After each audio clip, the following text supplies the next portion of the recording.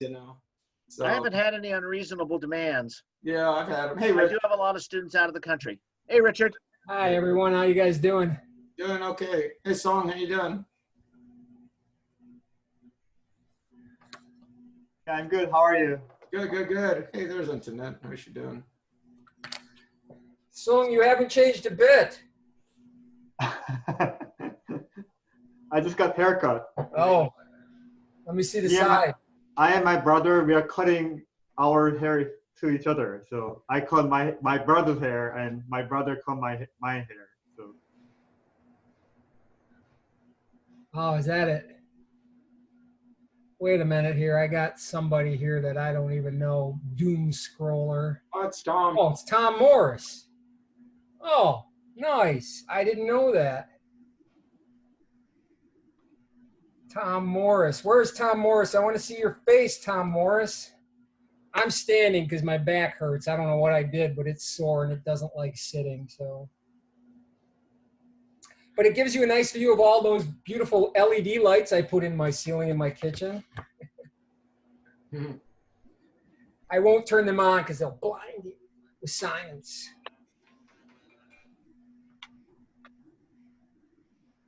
No video, but they don't work. Tom, still wearing the same shirt. What do you mean? Are you talking about me wearing the same shirt, or are you still wearing the same shirt, Tom? That's the same shirt that I saw you in last time I saw you. Shall I change? No. We only owned one shirt, Richard. I have a couple, but you understand that normally I would wear a white shirt and a tie, but since I don't have that constraint anymore, I can actually wear some other colors. Oh, cool. Spiros, ¿cómo estai? Hello, how are you? Good. You working on any cars? So yeah, I've got all the fluids changed on the Mercedes and the Toyota. Yeah. However, I'm at war with a crow. Oh. So there's a crow that hates black cars, and I've got two of them, and so it will attack. I've got video of it, right, where it attacks my car, and then someone will shoo it away because it makes all this racket, and then it attacks my car again. So it's actually physically attacking it, or is it dive bombing it with its white residue? Well, both, not dive bombing, but because it spends a great deal of time pecking at my sunroof. Yeah. Yeah, things happen. And, so last time it got into, with its little feet, it got into like tar or something oily.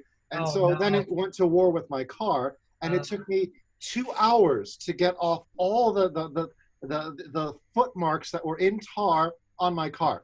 And so I tried everything. I tried rubbing compound and polish and soap, and I soaked it in WD-40, which actually worked.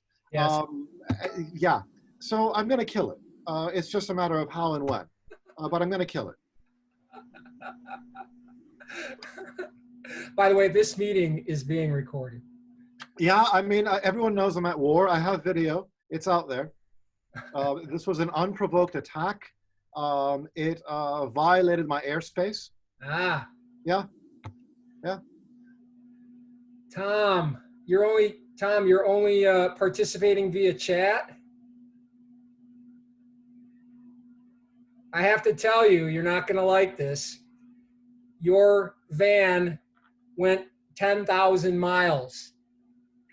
That old van that you decided to part ways with, drove it to Wisconsin and around some other places. And I'll tell you what, she loves the feel of my butt.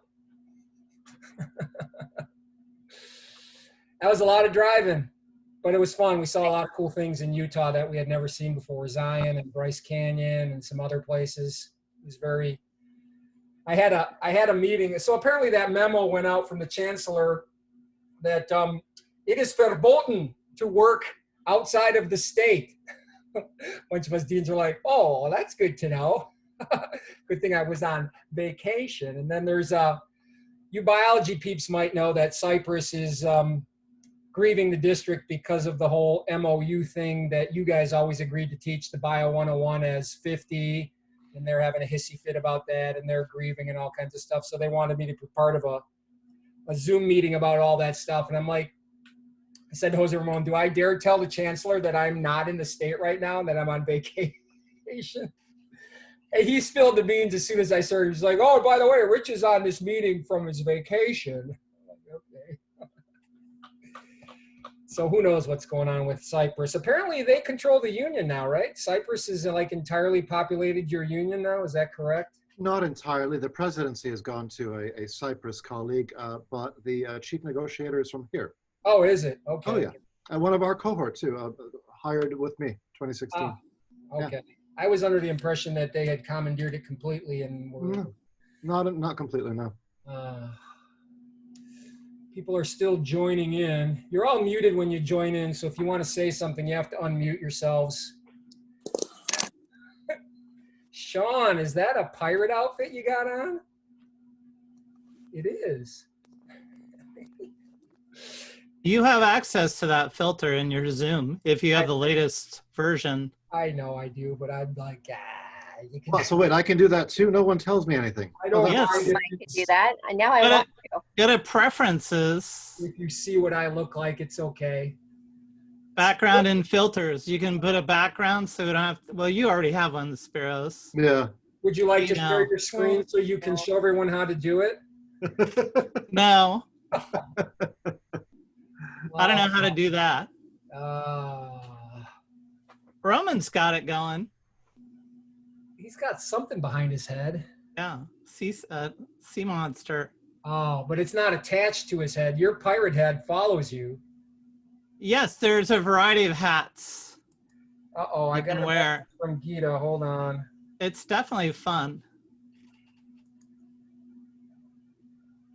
This might be more along your lines, Rich. Can one of you biology folks reach out to Gita? I don't know if she got the second meeting invite, but she's got an invalid thing. So if maybe one of you has Gita's phone. There you go. Yes, sir. Wait, she's here? Oh, you're here, Gita. Sorry.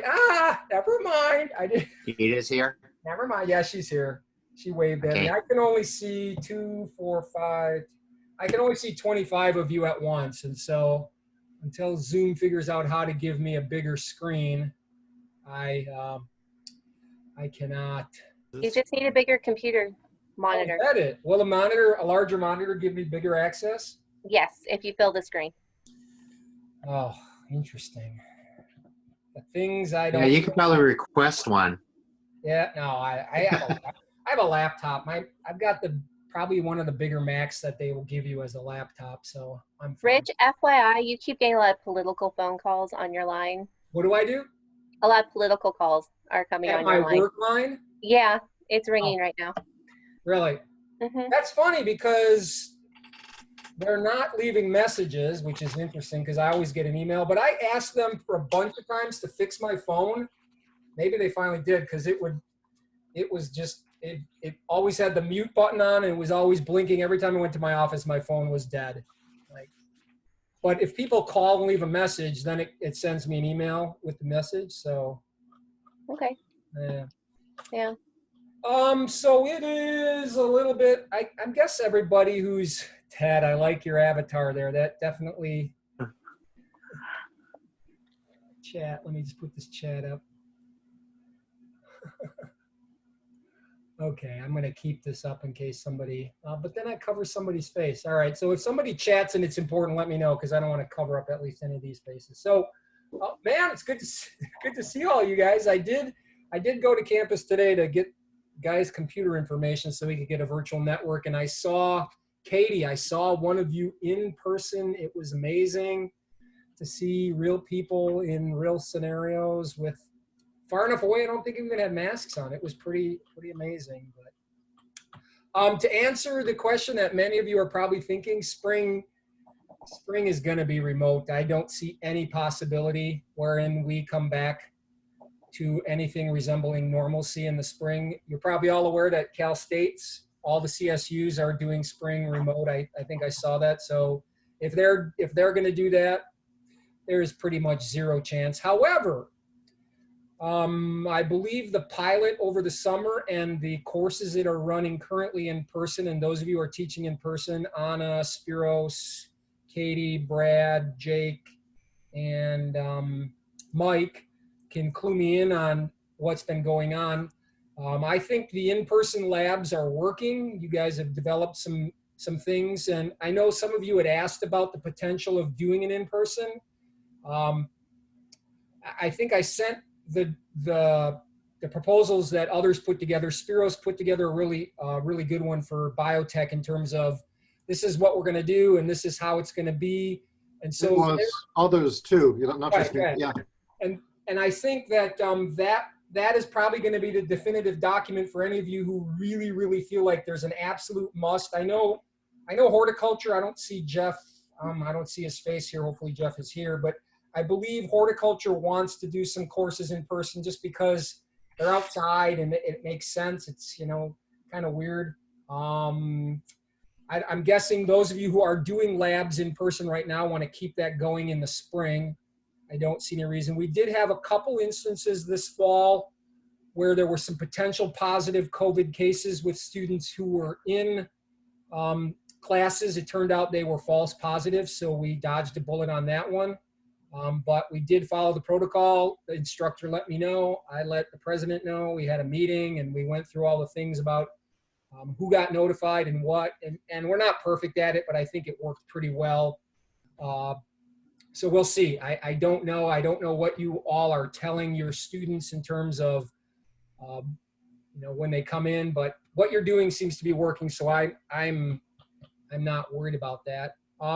One thing your union, your faculty senate just approved, I believe at the last meeting, and I sent some things to you, is that this fall, at least for the fall, the students are going to have the same thing for the EW, so they can self-select an EW. So if you are talking to your students and they're concerned about dropping a course, in fact,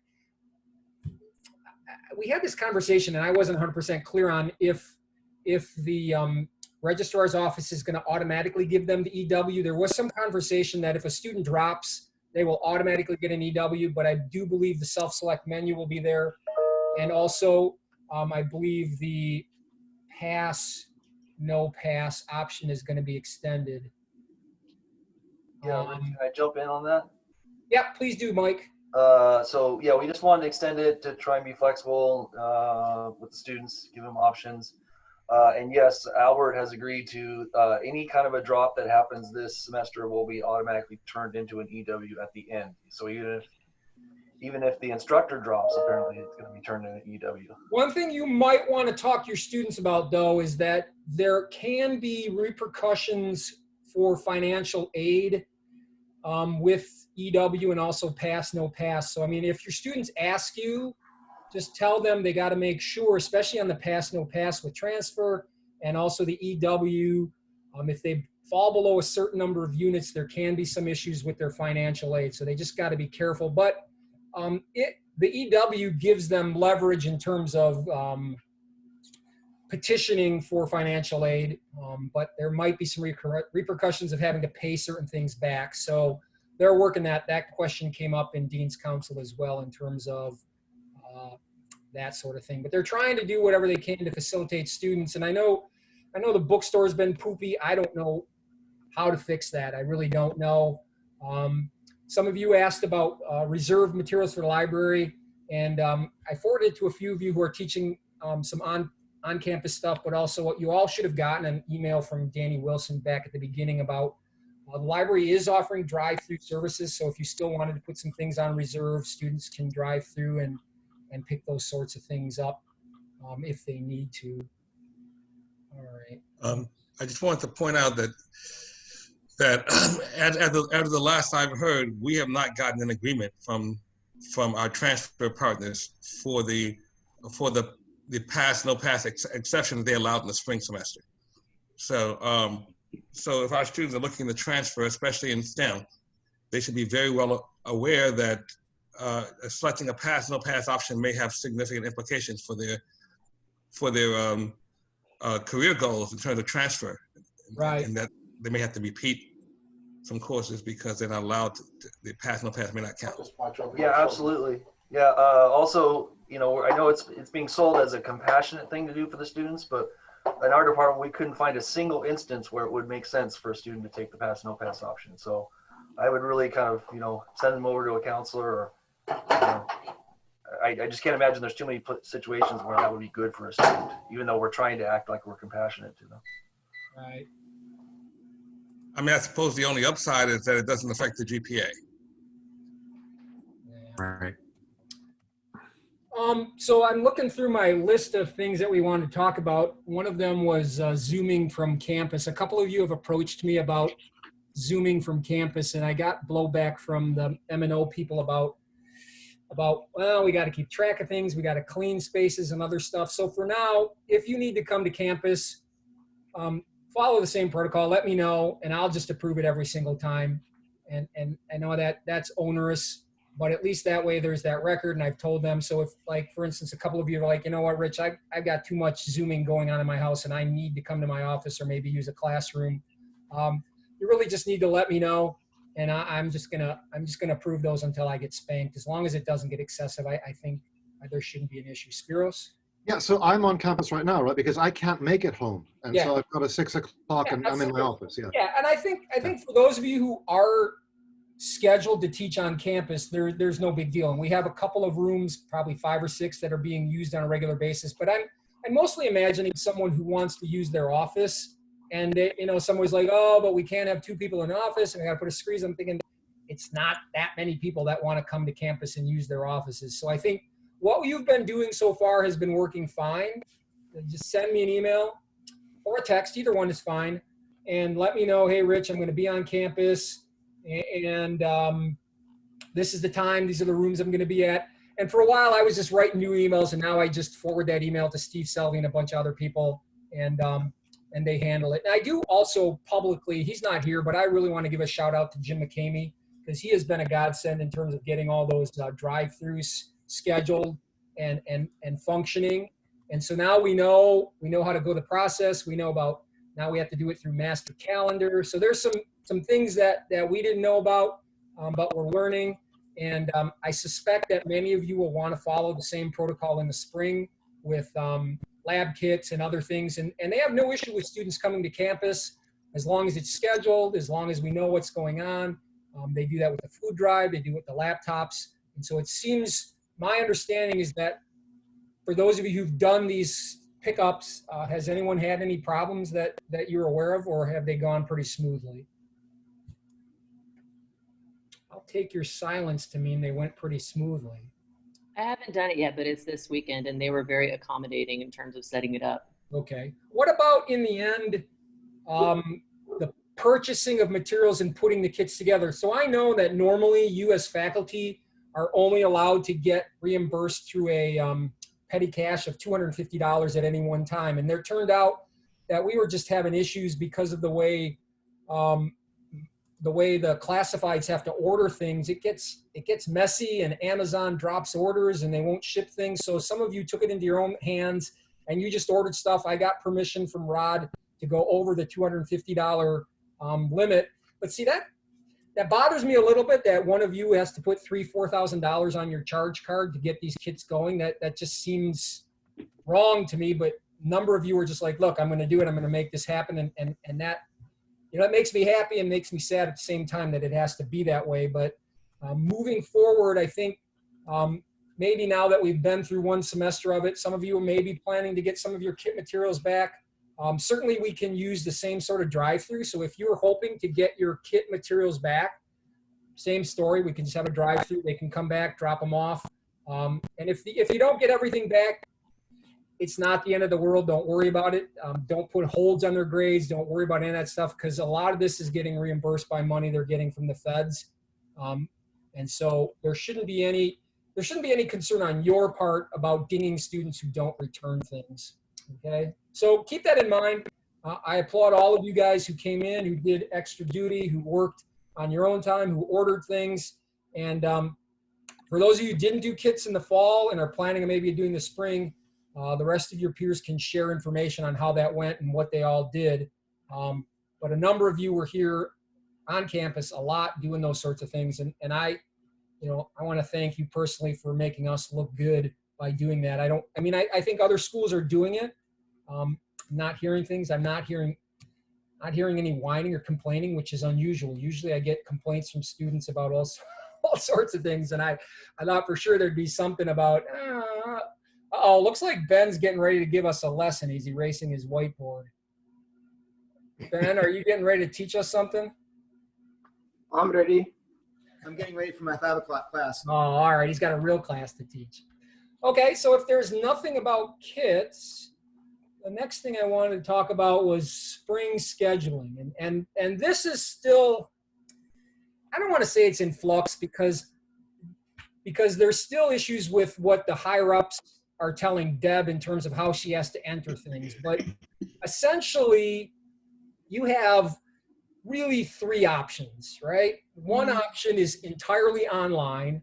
And in order for it to be entirely online, it would have had to have been approved to be entirely online originally in curriculum or through the emergency online approval process either last semester or you worked with Guy this semester to get it to be approved to be taught online. And I think curriculum is meeting or did meet today.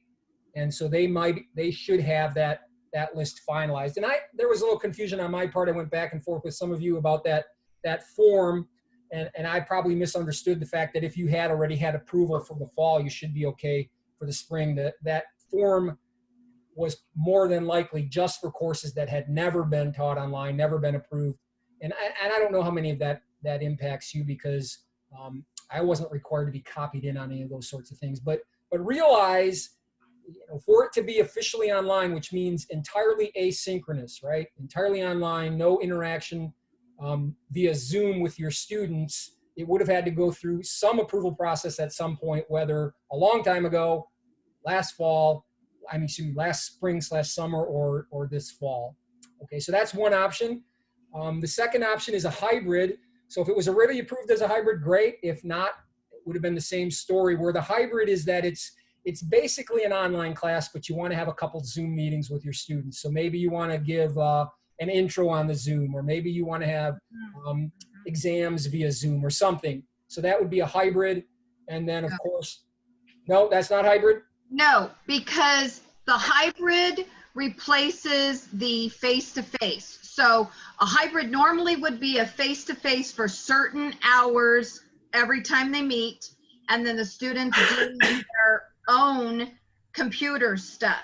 So all that's happened now is that face-to-face has now become Zoom, Okay. and then they have their extra computer work. So they have to meet actually at times Right. that they're supposed to meet. When you have the Zoom. And that's what the synchronous one is the one that's the most important. And I think that's probably the one most of you will choose, where the times and days are set. You meet with your students in those times and days. And I don't think this is an issue, but apparently somebody got a bug in their bonnet that faculty were having the Zoom meetings and then they were only using like a portion of the time and then said, go, talk amongst yourself or work on your own. And so somebody got upset and said, no, you got to make sure that if they schedule a time from like 8 to 9:30, they're meeting with those students from 8 to 9:30. Am I going to follow up?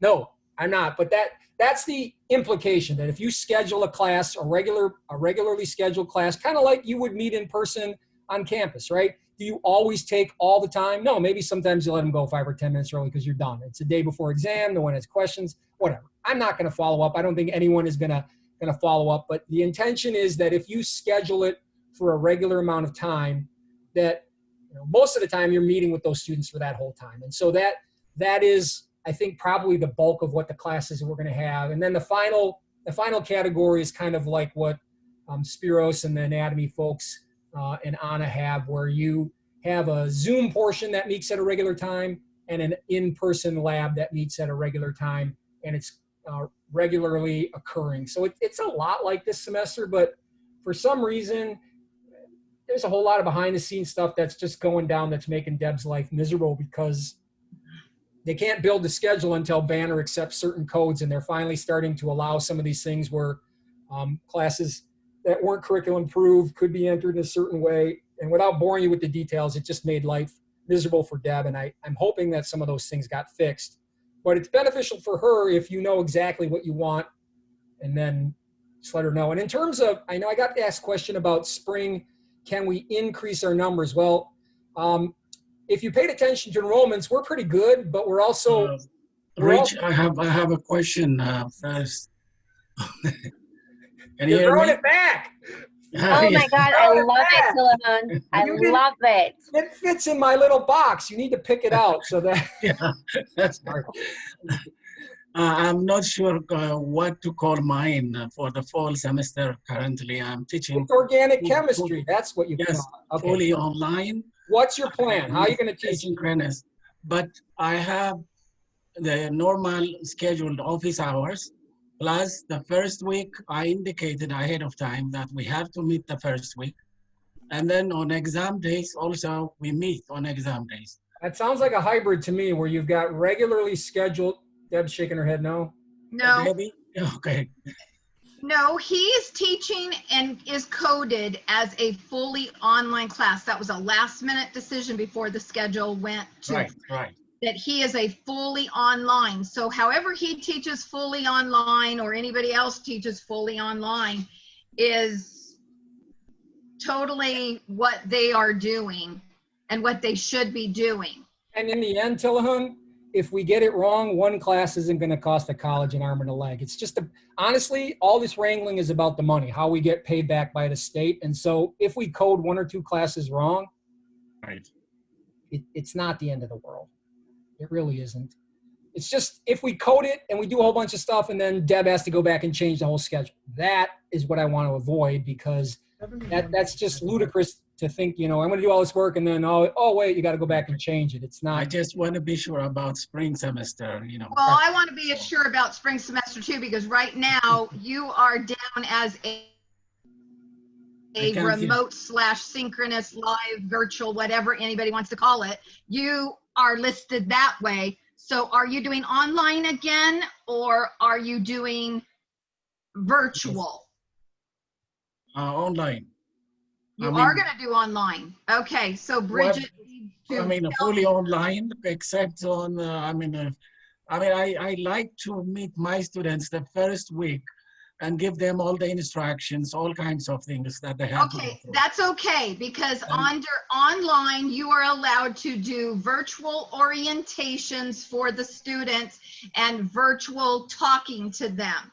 It would be if you actually needed to actually schedule every Tuesday, I'm meeting with you. Then that's going to have to be a hybrid where I'm going to have to put you down that every Tuesday you're meeting with them. But you're allowed to talk to your students anytime you want because it's online, and an orientation falls under online. But right now, I did not have you as an online for spring. I had you as a remote. So I will take that up with Bridget. That's not a problem. Rich, I need to interject right now because what I really want the faculty to understand is that if you're doing a synchronous course, what I am under the gun for right now is that if you're doing a synchronous course, powers that be now want to say Canvas / and what you are doing. How are you delivering your thing? Are you delivering it with Zoom? Are you delivering it with Blue Box Backdoor? Whatever you're doing, I don't care. But I'm going to have to know that for every single class because every single class is now going to have its own blurb again. And it's going to be more personalized because we made the decision that we're not going to just say contact instructor. It'll actually say contact the instructor at, and it'll be your email address. Because there was feeling that there was too much, that if the students are not pushing on the online schedule or the schedule that's out there, if they're not pushing exactly on the CRN, they aren't seeing anything. Nope, they aren't seeing the blurbs at all. And we talked about at length, maybe once we get something a little more concrete, that somebody can go into Schedule Help or print out something as a Word document and make that available to students. But yeah, if you guys go online and search the catalog, like if you go to like Fullerton College, search the catalog, chemistry, and what courses are open, it just gives the name of the course and the times and the instructor. It doesn't say these are the prerequisites, this is the book, this is everything. The only way, and it says it at the top. Everybody's still there except for Rich? No, I'm here. Yeah, Rich, You blinked out completely. Okay, I thought it was just me. Okay. Yeah, no, I think that was Sure, he everyone. said something important during that time. Yeah. Am I back? Am I back? Yes, no?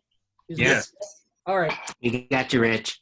Basically, when the student goes, because there's not going to be a printed schedule anymore, when the student goes to the online schedule to look for classes, all it shows is the CRN, the instructor, the days and times, and the location. It doesn't say anything about prerequisites. It doesn't say anything about the course that they would see.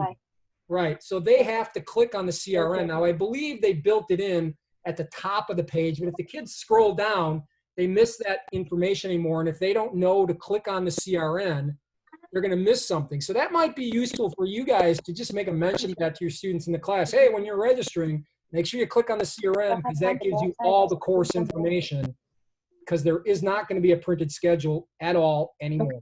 Well, when this is over, There's no PDF available? Nope. Not yet. There's some talk of trying to make a PDF available, but the question is, who's going to go and do all the work to get all that information, because it's not an easy dump from the online. Yeah. And it's not going to be printed. Right, it's not. But I think that we as divisions could, like I mentioned earlier, somebody, maybe Deborah Antoinette, could go into Schedule Helper, and that might allow them to print. I'm not that familiar with Schedule Helper, but it might allow them to print a schedule for the division that lists all that information, and then we can circulate that as a PDF. But officially, there is no more Lori sending stuff to the print typesetter up in Oregon, whatever. There is none of that. That is done, and I'm sure she's not happy about it, but it's Was that a decision at your meeting today? No. I think that was decided.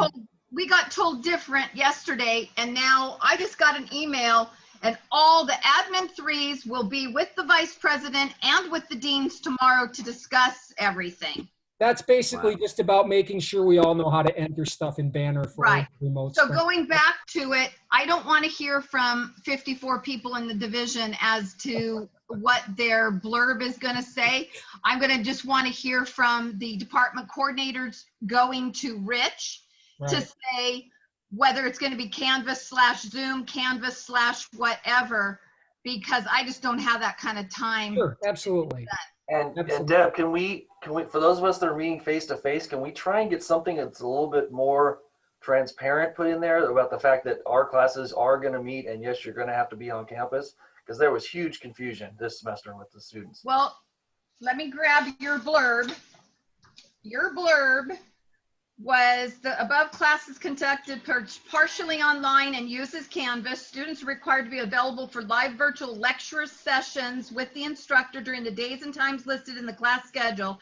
The lab, in all caps, sessions and some exams will be conducted on campus. For course specific requirements, contact the instructor. So what more do you want to choose? No, that's good. No, but is the designation of our courses still online though? That was the big confusion. No. I don't believe so. I think your class is going to be scheduled. Your class is probably going to be listed as Zoom because you'll be one of those. Yeah, you're going to have out in the margin your class as Zoom, and then you'll have your room number that you're meeting the lab in.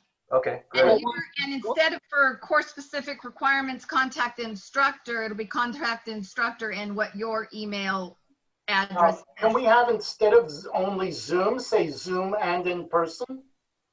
I don't think there's enough room to write all that. Honestly, Rich, for the number 4 that they fall into, I think I pretty much can do a lot with that if you and I agree how anatomy, physiology, microbiology, and the biotech ones on campus actually want their statement to be. Okay.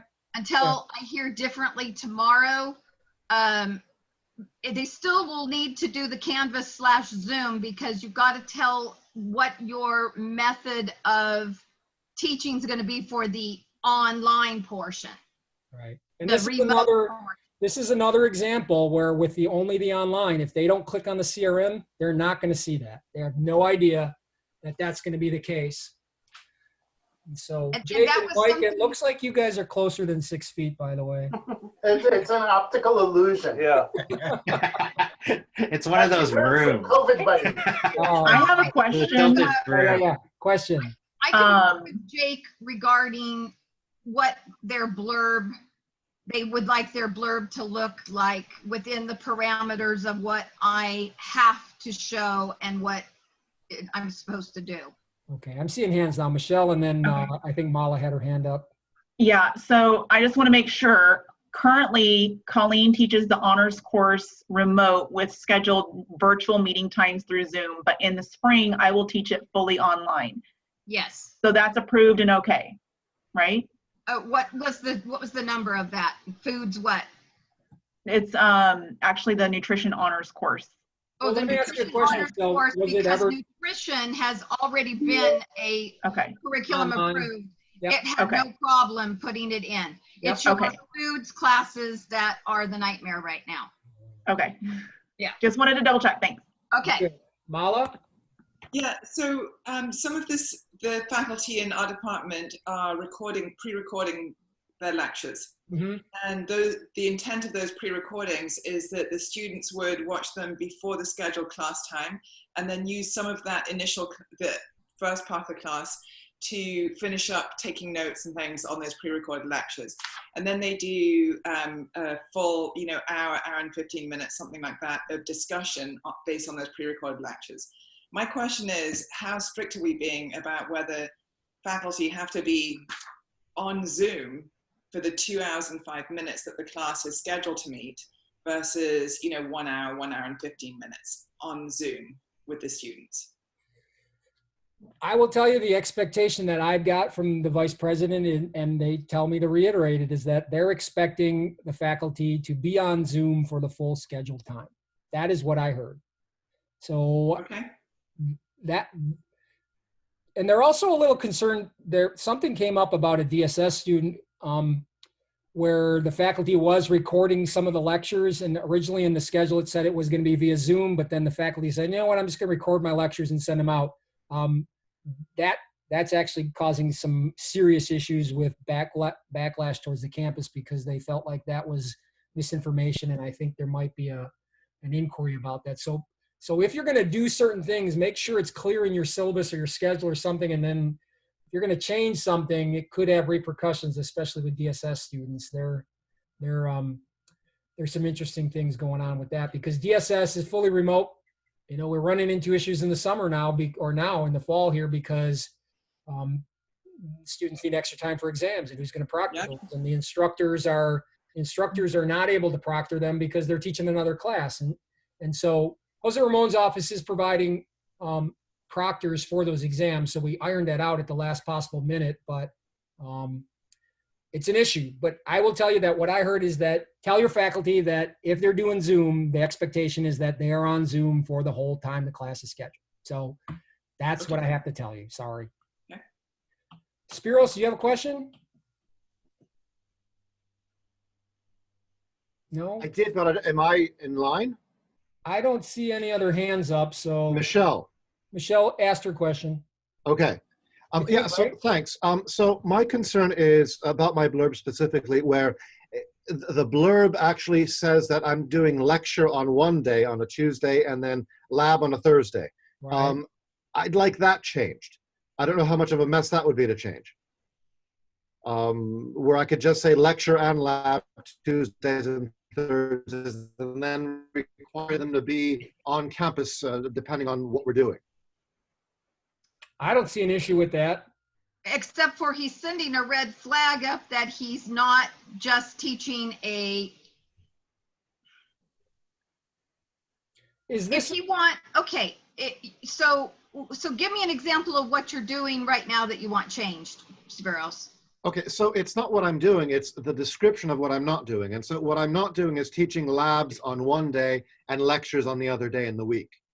What I'm actually doing is combining lab and lecture in the same day. Spiros, can I suggest that you just do 1.5 hours of lecture, 1.5 hours labs each day? Okay, that still generates a mess though if they expect to go home for lecture, or I mean, who knows how they're going to interpret this. Spiros, here's my take on this. In the end, you guys have been really good players, and if you want to say, look, I do combined lecture lab, and I need them on campus for the whole thing. So you're not really making a distinction between lecture and lab. Right. Maybe we can push the envelope with you guys and say, look, I'm not doing anything via Zoom. This is combined. Like, is it a new class that hasn't been taught under this paradigm yet? No, it's 191 and 192. And you're teaching it this semester via half Zoom, half lab? So I haven't had to go to Zoom yet because I front loaded all my labs just in case something happens, you know, so that they've got hands-on so your experience. students have been coming in a couple times a week already? Yeah. Yeah, my only concern is that it caused initial confusion with the students when they were enrolling, because they would go, well, the syllabus, or not the syllabus, the catalog says that Thursdays are lecture. But if you were on campus, what would you be doing? Exactly what I'm doing. And so if I were on campus, I'd be doing lecture and lab during the same session. Okay, but see, when I have to go in and code the class and create the class, I have to give a certain amount of units or time to a lecture and to a lab. So you're kind of one of those that if I don't know what you're doing and you just explain something different to the students, because we've got to show how many lab hours you have for a class and how many lecture hours you have for a class in the coding of the class. Yeah. So it's kind of like the way that you guys are doing one of your other classes where half your students go down the hall to something and some stay and then some go. We have no other options there because we don't have any other biotechnology labs. Okay, the college doesn't necessarily need to know that, as long as the class is getting the right amount of lecture and the right amount of lab to pass the class. Yeah, so it sounds the simplest thing to do is to do absolutely nothing. Yeah, as far pretty as the coding much, goes. because you're going to get a red flag up because they're going to say, well, how can they be getting the same amount of time in? I mean, we know of other situations that are going on that, you know, the best thing is for people to continue doing what they've been doing, because as long as it's coded the right way for the right hours. Okay. And I've got no complaints from your students, Spiros, so. Well, you know, the day is young, but yeah, I appreciate thank you. Okay, so let me just look at my list. I don't remember who put it up. I think it was Michelle or somebody from nutrition about the distance ed committee. Was that you, Michelle? Did you want to chat about that briefly? So yeah, it's nothing, you know, I'm not going to like discuss it all right now, but I am kind of finalizing the Natural Sciences Division online class guidelines that the DIAC committee wants each division to develop. And then I plan on sending that out to everyone for feedback. And then I'm also working on the regular effective contact checklist for our division as well. So it stands for Distance Ed Advisory Committee. Yes. Doom scroller. Anyway, so look for that, and I appreciate your feedback on it, especially since you've been teaching from a distance, obviously, so you have a little bit of experience with it now. Okay. Thanks, Michelle. Cal wanted to share about the program review update. Okay. So the first part is that we have somewhat good news, because had we continued on the 3-year, which we were previously for program review, this would be our 3-year program review time. So we've shifted to a 4-year, which actually falls in line with Cypress, I believe. So we are not doing a full-on self-study this year. But what we do have now is a change in the instructional annual program review update form, or the APRU. And that's because the accreditation, when they were in doing the visit, they were concerned that we didn't have all of the institutional student learning outcomes and everything all set properly. And then there's also been this new mandate that we compare program information against institutional set standards. So institutional set standards are what percentage of the entire college are successful, what's the entire college see for retention. So of course in natural sciences, many programs are going to fall below that because it's actually going to show up on all the data that we're going to be getting. There's going to be a little red line that's going to indicate what the college level is. And essentially if you fall below that, then you're supposed to somewhat justify that. Now everyone knows how this works. And so it's not horrendous. So there is kind of an out. So if you look on the second page of the program review or the update form, it says institutional set standards or review of data. Institutional set standards use the data from the OIE to review your course completion and success rates and provide a comparison to the ISS, the institutional set standards. And then for the second part, if your program meets or exceeds the standard for completion and success, that's it. What do you attribute your success? If your program does not meet this standard, please examine the possible reasons and note any actions should be taken if appropriate. And then the same thing goes for the SLO information. That's the second part. So the institutional student learning outcomes. So everyone is aware that there will be programs that continually fall below the ISS and other programs that continually rise above the ISS. And, you know, academic rigor probably plays a role in that, but we won't get into that whole thing. So it's not designed to be onerous. It's designed to, hey, you know, this is how things fall out. We should at least spend a little bit of time thinking about this and talking about this.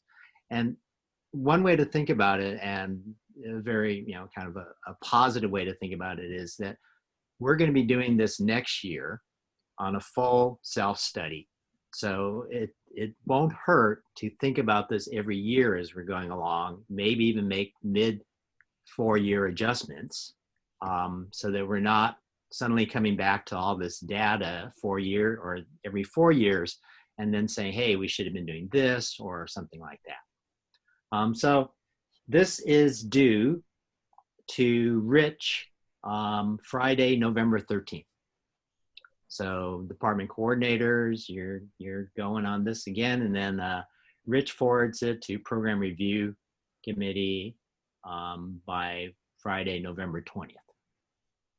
All right, so we got some time, but it is something that you should be thinking about. Now, the other good news is that all of this should be coming through in Tableau, so that they're working on it right now, so that all of the KPIs and everything should be easily accessible through Tableau rather than having to get the funny printout that we always were concerned about its accuracy. So we should be able to access our data and look at and tease out that data as much as we want. Also, Joe Ramirez in institutional research is fabulous to deal with. He gets on your requests right away. He's super knowledgeable about those sorts of things, and he's always looking for ways to update Tableau and put in pages and things that are actually somewhat useful to us all. So I suggest if you think you need something, send him an email or send me an email. You can put in an SRS too if you want. I mean, that's the official way to get data, but Joe works however he is really good about getting data. Okay, so one last word on that then. So typically the update form, if you weren't requesting any new funding or anything extra, it was just a checkoff box. So now it's no longer that. And it is, you have to fill out that portion of the update form. So every program has to do that, every academic program. This go around. Exactly. Well, it's for accreditation. That's what came down to us. Absolutely. And we're not even going to be looking at that aspect of it. It's getting shuffled off to someone else, but it's coming through program review. So the next item that I have really doesn't apply to all of you, but you might as well know about it, is that, you know, the adjunct faculty signed an MOU, a memorandum of understanding, in terms of rehire preference, because, I mean, they're pushing for basically rehire rights. They eventually want to get to the point where if they've been teaching for us for a while, they're guaranteed a certain number of classes, and we pretty much fought that tooth and nail. But some degree of that is coming, and I just want you to be aware that if you know an adjunct or if you are a coordinator, that it's really crucial for a couple of things. One is that they need to turn in that preference form, and they need to follow the rules on that preference form. And you would think that it's like due shortly before the semester, but it's pretty much due like a year in advance. So, I mean, if you're dealing with adjuncts, it's not your responsibility to make them know this stuff. Their union is pretty adamant about making sure they know all these things.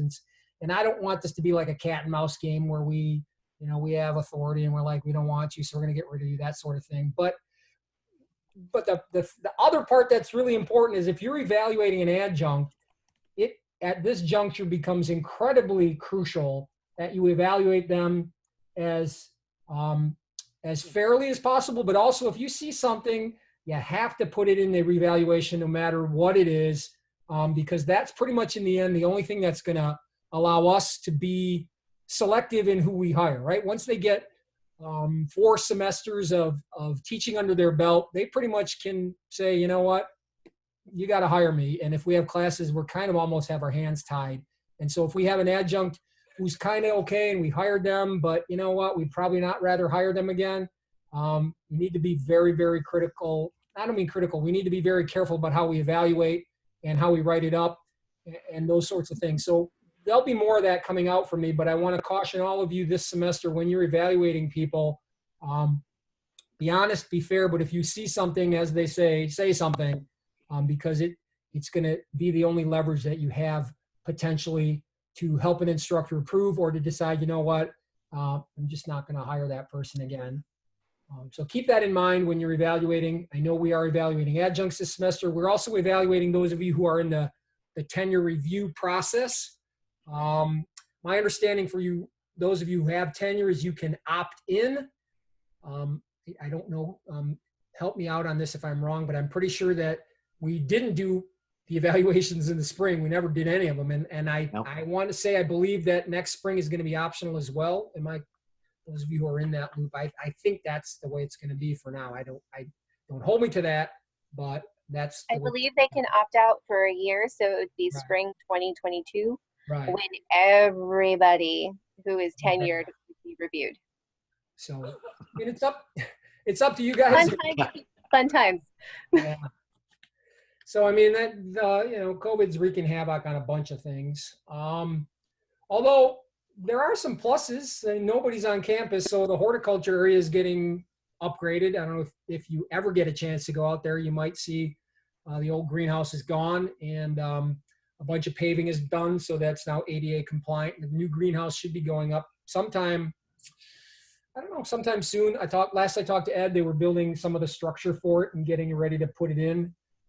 Also, Dan Willoughby Hall, also known as the instructional center, kind of in the parking lot between 12 and 1400, is the steel looks like it's almost done. There's a lot of work been going on, lots of renovations in terms of upgrades. They're building a new chiller plant. The grass is phenomenally green. I was just there today. All the grass is really green and really full because there's no traffic to, but it feels like something from an apocalyptic movie. And then you add all the smoke and haze in the air. It's just really, really weird. I don't want to end on that note. So do you guys have anything else you want to talk about? Parking is fantastic. Oh, yeah. Never an issue. Okay, so even if we want to stop on campus to pick up a few things from my office, we still need to let you know in advance, correct? Should, because in principle, if campus safety sees you and they don't have a green light from me, they're not going to let you on campus. Right? Many of you can sneak in and get under the radar. I've also heard tell that your fobs might not be working. And part of that issue is that when the COVID thing happened, the campus safety we used to have the buildings open on a daily basis from X to X, and they just shut that off. And so the buildings typically are locked. The 400 isn't because there's some classes going on, but a lot of other buildings are. and so your fob might not work. But you all know that if the doors are locked, you just go up to the second floor and come back down on an interior stairwell. I mean, all the homeless people figured that one out right away. So you're never locked out of the building as long as you have a real key. Yep, BCC 26 will get you into the workroom. You can always get in to the building. So there is that. And I know the big copier is down. I don't know if that thing's scheduled to ever get fixed again. Yeah, no, Vader, we're waiting on parts. Basically, his internal organs have been taken out. And we need the doctor, but the doctor has parts on layaway. So. But the small one, Luke, is still working. Is that correct? Luke is still working, but Luke does not scan, so you can't email anything to yourself. It's a glorified printer. Okay. So unfortunately, with all the money we get, we should get Boba Fett. All right. Do any of the rest of you have any? James? Okay, the 130 boxes of Chem 111B lab materials came in today. And so Charlesworth and I are checking all those boxes the next day or two. And then Laura and me and Charlesworth are going to distribute those Friday and Saturday. And Laura, did you get that approved through that special on-campus calendar? It should be okay. I think Jim said it was okay. Yeah. Well, it has to, they yelled at us last time and said, Jim, I know, because they changed the rules. Too many people were asking for too much, and then it just somebody got annoyed, and they said, now you got to do master calendar. But some people, I don't know that Antoinette can access master calendar even with the virtual private network from home. I don't think she can. No, so, I can't. So they made a concession and said if we send them a detailed note, Jim will communicate that to Summer Marquardt, who's on campus, and she can do it via that. So there's no real sense for any of you to come in for that. But so those kits that came in, James, they're already put together. You're just making sure everything's in them, or they're boxes of stuff that you have to rekit? No, there's 130 boxes. So every student gets one box, pretty much as is. All the materials are in there. Okay. Charlesworth wanted to look in each one just to make sure that they had the right stuff in them. Is it your intention to try to get these back from the students at the end? I don't know. Okay, that's cool. Not sure. Yeah. We got some boxes back from students. A few students from like the 107 and 111A brought boxes back, but it's kind of a hassle. Yeah. Now we just have extra stuff. We have to. That was what I was thinking. That you're like, you kind of really don't want it back, but it's kind of more trouble than it's worth. But these 111B kits, I don't know. Laura will have to decide if she wants them back or not. Okay. And like I said, they originally were going to do some weird process where we had to get the RQs approved, but now we're just buying them with our own lotto money, and they're just going to give us money until, I don't know, runs out. I don't know. Spring is going to be a whole nother animal, and I suspect that you're all planning on doing kits again. So you should be having that conversation even now, thinking about what you're going to do for spring, because it'll be here before you know it. Any other questions or comments? I only can see one. Yeah. Those of us that are face-to-face, does the district or the college have a set policy for what happens if one of our students tests positive? Because we've had some fake, we've had some false positives and scared. That just seems like they're just winging it. That there's not really. There's a handbook, and that was the thing that we were following when we had a call. I thought that went out to everyone. I'll make sure I send it out to all of you again, just so that you have the district materials on that. Yeah, there is. I thought that went via email to everyone, but I'll double check and make sure I send it out to all of you again. I have a question also. On your agenda, you had student issues and Maxient. I did. I don't know if I just blinked and missed that or what. I didn't talk about it because I wanted to make sure I got through all the important stuff first, and that's kind of a not super. There's been a couple kids who've been cheating, and some really creative cheating going on in Ben's class with special servers and ways to trick Zoom into thinking your microphone is on, but it's off. And so I just wanted to remind you that if you have student issues, the way to report them is through Maxient, and that way there's a paper trail. So if they're doing it in other classes, it follows the guidelines of what they're trying to do with student conduct issues right now. So it's not just get the paper form, send it to me. When you do it through Maxient, it's electronic and there's a record of it forever, and other people who have access to student information can look at those. Guess what? Okay, how do we access Maxient? How do you access Maxient? I sent the instructions out. I can do them again, but essentially the easiest way to find it is to go onto the Fullerton homepage, the Fullerton College homepage, and search for, what does it come under? Student conduct, maybe, student conduct issues. I will send a link to everyone again. I'll make sure that I'll send that link to you guys all again to help you, but it's basically the student services homepage. And then there's places where you can report like a Title IX violation, or you can report an academic honesty. And that once you click on that, it automatically takes you to Maxient. And so I'll send that link to you guys all again so that you have that. So there it is. Spiros, you have your hand up again? No, you don't. Yeah, sorry, I'm afraid I did. So this goes back to policy. I've taken perhaps the liberty to interpret the signed safety contract that the students sign and submit to me when they do labs, in addition to my syllabus and all the safety requirements in there, to mean that if they violate safety requirements, I will drop them. And I've told them as much. I don't know whether I can or can't, but I'm certainly willing to try. And so far, no one has done anything wrong, but that's going to be my stance, I think. I don't think you can drop them for something like that. You would probably you'd probably set us up for a lawsuit. What am I going to do, you know? Just threaten them. And then if they do some things, send them to me. Yeah. Yeah. Then push remotely, because they won't be wearing masks. Yeah. There's no penalty for the EW, and they get their money back anyway. So urge them to do that. Yeah, there's other things that, but we've run into this before where, you want to be adamant and you want to be strong, and I want to applaud you for those things, but Ed Code does not allow us to drop them for a whole lot of things that we think we should be able to drop them for. Oh yeah, I mean, I get it, and I know I don't want to land us on CNN, but I am making a threat because that's all we've got. Come on, Spiros, that's just not right. Yeah, but you can take away points, big points. Yeah. And that matters to a lot of students. I've had a couple students once walked away from their Bunsen burner, and I just stood there. I said, "Whose Bunsen burner is this?" And they ran over sheepishly, and I just said, "I'm shutting it off. You're done. You get a 0 for the lab." And I held to it, and man, the rest of the semester, everything was cool. I mean, it was one lab. It really didn't matter. One lab gets dropped anyway, but it really set a tone. What happens if Duke forgets to turn the stove off? Oh, he is in so much trouble.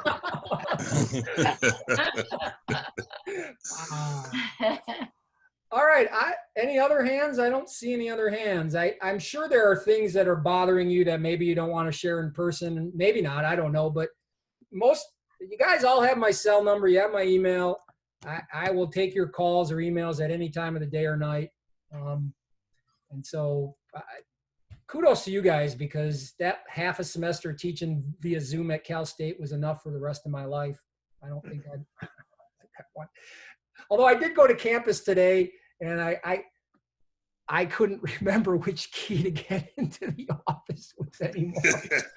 Like, what are these keys on my ring? And I'm like, I still have my Cal State keys. I never took them back. So I'm like, oh no. Yeah, I'm like, what are these keys? And then I remembered, oh yeah, the big silver key that opens everything. So not good. I miss you guys a lot. I miss you coming into my office and bending my ear and telling me like it is. And it's weird, but we'll get through it. Sounds like you guys are getting through it. Rich, since you're not there, now I'm the only one that has to listen to Jake talk all the time. Oh my God. And Mike, he comes into my classroom all the time, Mike. It has aged you considerably, Mike. Oh, or maybe it's the goatee. Maybe it's the goatee. We miss you too, Rich. I miss all you guys. Yeah, I know. That's an important part of my job, is to talk to you guys, and I think that I miss that. I miss just knowing what's going on in your lives. I miss the car talk. I miss the family, all that stuff. It's just, I get it. You don't have time for that, and I totally understand. But like I said, if you need anything, do not hesitate to call or email me. That is 99% of my role these days, is to try and get you guys the stuff that you need. So, Rich, yes.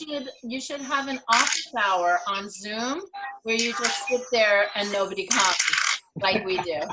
Just like that. Stay the entire hour too. Not allowed to turn them loose early. I could wear my white shirt. I could wear my white shirt and a tie and shorts, right? Now I'm wearing shorts. Oh, There you go. I was afraid of what was going to be said. No. I'm not ready to be fired yet. That was scary. All right, I won't keep you guys. I know you got stuff to do. So good to see all of you. And keep up the good work. I'll talk to you soon. Okay. Thank you. All right, bye. Thanks. Everybody. Bye, everybody. Bye. Bye, everybody.